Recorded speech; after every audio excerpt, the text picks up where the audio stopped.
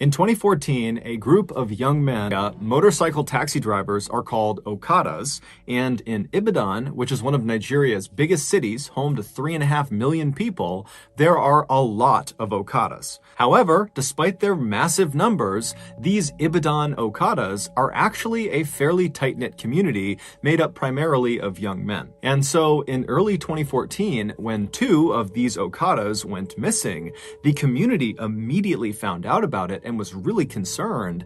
And when the police did not appear to be doing much to actually go out and find these 2 guys, the community of Okadas decided to launch a search of their own.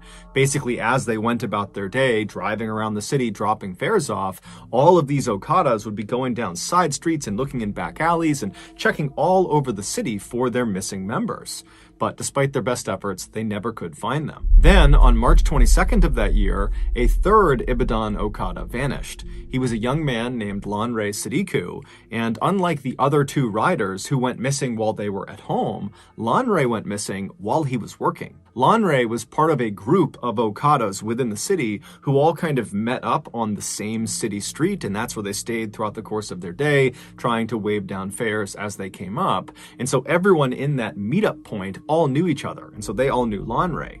And on the day he went missing, they recalled seeing him driving away from this meetup point with 2 passengers on the back of his bike. Now, typically, the rides these Okadas would offer to their passengers were very short. They're only driving them just around the city. And so it was very quickly noticed that Lanre had left and after several hours had still not come back yet. When it was noticed by the other Okadas, they began talking about it, and someone said, give him a call, make sure he's okay. And so they called his cell phone, and Lanre did not pick up, which was highly unusual, not just for Lanre, but amongst the other Okadas. They always had their phones on because they're looking for new customers, and customers could be calling them, and so their cell phone is a vital part of their work. And so his phone is off, they don't really know what to make of that, and then out of nowhere, Lanre actually calls this group of riders. However, he was calling them on his 2nd cell phone. Lanre would keep a work phone and a personal phone, so he was calling them on his personal phone. And so when this other Okada answered the phone and heard Lanre's voice, he put the phone on speaker so the others who were concerned could hear what was going on. And what they heard was Lanre, totally hysterical, screaming into the phone that he needed help.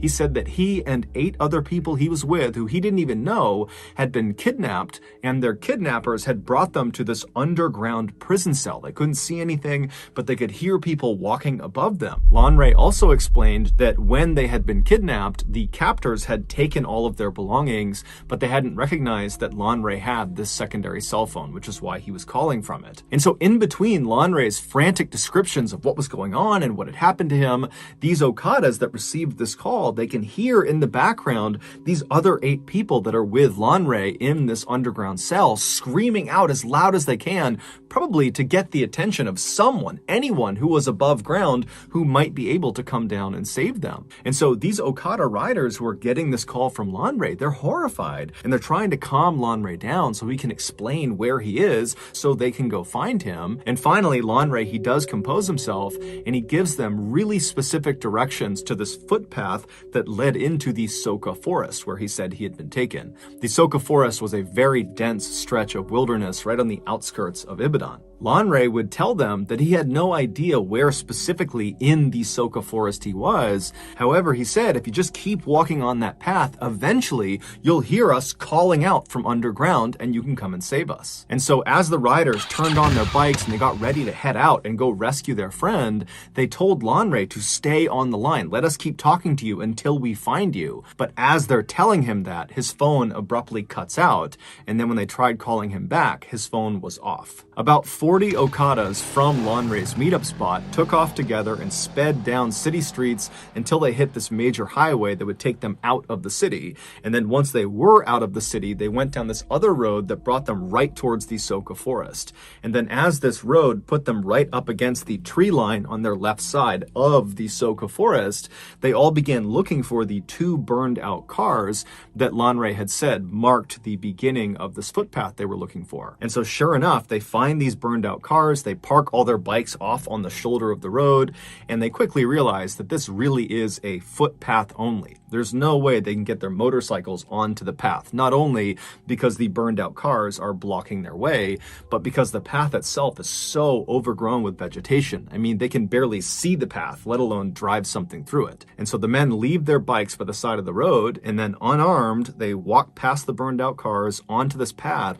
And then because it was so narrow, they had to walk more or less in a single file line into the Soka forest. And so as these men are basically marching into the woods, they're not making any sound because, again, they're trying to listen for the sound of their friend and the other people that have been taken captive somewhere underground. And so they're silently marching through this forest when all of a sudden the guy at the front of the line thinks he hears something way up ahead. And so he holds his hand up to stop the line, and they all stop and they're trying to listen. And then all of a sudden, about 50 feet ahead of them through the trees, this man they didn't recognize suddenly jumped out from behind a tree. He yelled something at them, and then he raised his gun and began firing in their direction. The 40 Okadas immediately turn around and just sprint back down the path, right back out to the road. They hop on their bikes and they peel back out towards the city.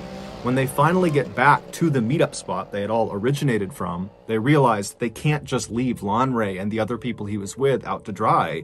They have to go back and rescue them. They considered calling the police, but given the lackluster response to the other 2 missing Okadas, they realized they probably would have a higher chance of saving their friend and the others if they just went themselves. And so the 40 Okadas rounded up another 60 from other neighboring meetup spots, and this huge posse of over 100 men all hopped on their bikes and headed back towards that footpath that led into the forest. When they got there, they put their bikes on the side of the road, and this time, when they started walking down that path, they had guns, knives, bats, all sorts of weapons, and they were not trying to be quiet. They were actually yelling like these loud war cries to let the gunmen and any other gunmen in the woods know that there was a horde of angry people that were coming into the woods for a fight. And so as they're marching down this trail, kind of expecting to get shot at any point, it doesn't happen. Instead, after quite a while, they walk out of the thick forest into this huge opening. And right in the middle of this huge clearing is this fairly small river, but it's big enough that it would be very difficult to cross. However, they can see there's a bridge, this kind of crumbling old stone bridge that goes over this river. And then on the other side of the bridge, on the other side of the river, they can see there are 2 dilapidated buildings. The one that is closer to the bridge is this small black shack that has a window looking out towards them, and from their perspective, they're maybe 100 feet away from the shack.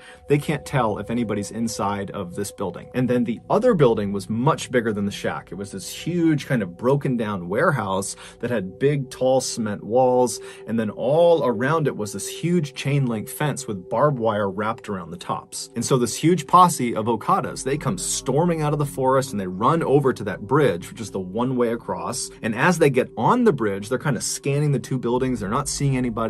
And then one of the men, they look down underneath the bridge and they actually see Lanre's motorcycle. It's lying on the banks of this river, kind of tucked up underneath the bridge as if someone had stolen it. And so everyone already knows Lanre is somewhere over here. We're going to go find him. And so the men, they get over the bridge, they go to that first building, that black shack, and they open up the door. It's a plywood door and there's no one inside, but the shack is literally stuffed full of hundreds and hundreds of articles of clothing and shoes. And so after kind of looking this over and not really sure what to make of it, the posse moved on from the black shack and made their way up to the fence right in front of this huge warehouse. And when they reach the fence, they're kind of expecting to be met with some sort of resistance. I mean, the last time they were out here, they got shot at. And so they begin yelling into the warehouse for anyone in there to show yourselves, come out here. But it was silent.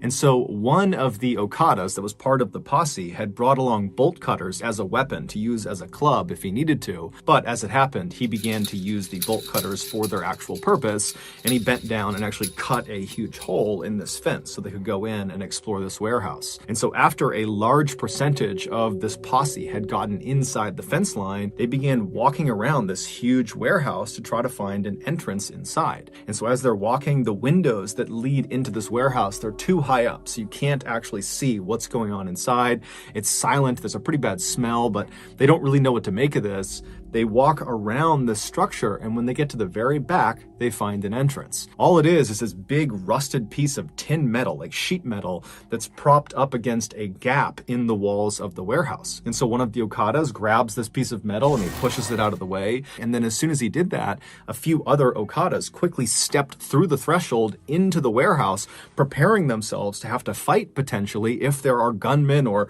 anybody else inside that might want to do them harm. But as soon as they see what is inside of this warehouse, they immediately lower their weapons and just stare in abject horror. According to the locals who lived actually in the forest relatively near where this warehouse was, they said there was actually another way to get to this particular area, to get to the warehouse. There was another path that was very rough, but it was big enough for one vehicle that came in from the other direction. Now, the locals said they didn't use this path at all. They didn't even know where it originated from. But they said for the last 10 years or more, they have seen one vehicle use this road all the time to get to the warehouse. And it was this black Jeep with black tinted out windows, and they said it would typically show up most nights of the week around 8 p.m. And they said it would just go down the road, it would make its way over to the warehouse area, and then around 9:30 p.m. they would hear or see the black Jeep leaving. Now, none of the locals knew who was driving this Jeep, although they knew it was a man. That was really all they knew. And they had no idea what this man did when he got over near the warehouse. However, for the last 10 years, every time this guy was over near the warehouse from 8 to 9:30 at night, they would typically hear screams coming from that part of the woods, coming from the warehouse. And when the locals brought their concerns to police, the police just kind of blew it off and didn't do anything about it and actually told the people, don't worry about it. And so over the years, the locals had kind of just accepted that this man in his black Jeep and the screams coming from this warehouse were just a part of life. And so no one even reported it anymore. Had the police followed up on the locals' concerns about this Jeep and the screams, they would have discovered that that warehouse was actually a storage facility for a very in-demand and very illegal product. And that man who drove that black Jeep, he would take this illegal product and he would bring it back with him in batches and he would sell it on the black market. When this posse of 100+ Okadas pulled that metal door aside and they stepped into the warehouse, they were not met with any resistance. Anyone that had been there, any other gunmen or guards or anything like that, they had fled when they heard the sound of this massive posse whooping and yelling on their way in. And so as these Okadas are standing inside of this structure, surveying what's in front of them, the first thing they noticed is right in the middle of the structure on the ground is this cement slab. It's about 4 feet by 4 feet, and one corner of this slab was elevated slightly by some rocks that had been placed under it, kind of propping it up, pitching it on an angle. And then just off of the side of the lowest point of the slab was this wooden bowl that had dark stains inside of it that was positioned in such a way that if you put water on the slab, the water would drain off of that corner directly into this bowl. Basically, it was there to catch any runoff from whatever was happening on this slab. Around this cement slab, all over the dirt floor, were bones, some with meat on them. And then beyond the bones and beyond the slab, all around the perimeter of the inside of this building were extremely malnourished, catatonic people chained up to the walls. These people were the highly in-demand, highly illegal product. More specifically, their body parts were the product. In Nigeria, a stunning number of people believe that certain magic potions and charms will grant you wealth and success, and in some cases, infinite life.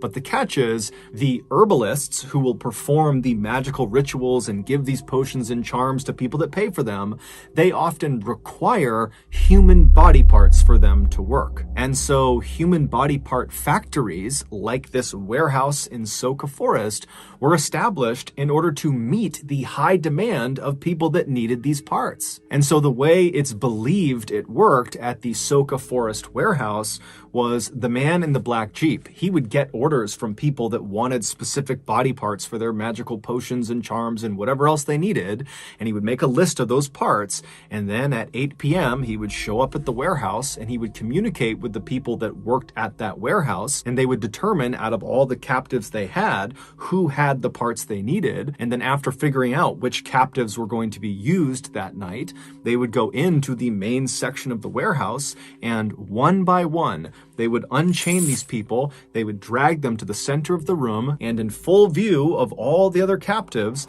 they would put them on the slab known as the slaughtering slab, and they would hack off the required body parts and would bag them up, put them in coolers, and then the man with the black Jeep, he would take those parts and he would leave. And then the person who's just been butchered, if they were still alive and might have a chance of surviving, they'd just be brought back to the wall and chained up again. If they did not have a good chance of survival, then they'd be brought to the very back of the warehouse in the back rooms where they would be discarded. Now, the means of execution varied, but in the back rooms of this warehouse, they found a makeshift guillotine, which cuts off people's heads, and they also found a large crocodile that was chained up. And so it's likely that those were at least two of the methods used to discard of the people they could no longer harvest organs from. After the Okadas kind of broke out of their initial shock of what they were seeing inside of this warehouse, they went around and began freeing people that were still chained up to the walls. And in total, there were 23 people that were still barely alive, still inside of this warehouse, but none of them were Lanre Sadiku. And then after checking all of the dead bodies and body parts that were inside of the warehouse, and then also right outside, where there were a number of shallow mass graves, they couldn't find Lanre amongst them either. And so this huge posse began looking all over the property for an entrance to this underground prison that Lanre had described being in. But they couldn't find it, and so eventually this posse made their way back over to the survivors who were being tended to by locals that had come over, and they asked the survivors, are you aware of any underground prison cells somewhere around here where other people were being held? But the survivors either didn't know or just were unable to speak anymore. And so later that day, when the police did come out, because word got out about this huge find out in this forest, the posse went to the police and begged them to please begin digging up this entire property. We need to find the entrance to this underground prison cell. Lanre and 8 others, and who knows how many others beyond them, are trapped underground in these cells, and we got to get to them. But the police just kind of refused and immediately just demolished the warehouse. And then after kind of cordoning off that area for a couple of days, the police basically just left and stopped caring about it altogether. And so the Okadas once again came together as a community and would spend the next several weeks going back out to this forest and just manually began digging up all over this entire property in hopes of finding their friend and the rest of these people that were trapped underground. But they never did. And so we don't know what happened to Lanre and the other people who were trapped in that underground cell. We don't know what happened to the other 2 Okada riders who went missing right before Lanre did, although it's generally assumed they most likely were kidnapped as well and probably met a similar fate. We also have no idea how many people were butchered inside of the Soka Forest warehouse. However, given the massive amount of clothing and shoes inside of that black shack, it's believed the total number of victims is easily in the hundreds. No one has ever been officially held accountable for the atrocities that took place in the Soka Forest. However, a couple of days after the warehouse was discovered by the Okada posse, the posse was back digging, looking for Lanre, when they discovered there was this man who was there who was kind of walking around acting suspicious, and so the posse confronted him, and it would turn out this guy had several human tongues in his pockets, along with dozens and dozens of cell phone SIM cards. And so, assuming he was part of whatever happened there, the Okada posse proceeded to kill the man on sight. Later on, a woman who was a survivor from the warehouse would tell reporters how she got kidnapped. She said she lived in Ibadan, she was well educated, she had a good family, she was just sitting outside of her house when all of a sudden this van pulled up in front of her, and these very official looking men were inside of this van, and they got out and they told her, you're under arrest, you gotta come with us to the police station.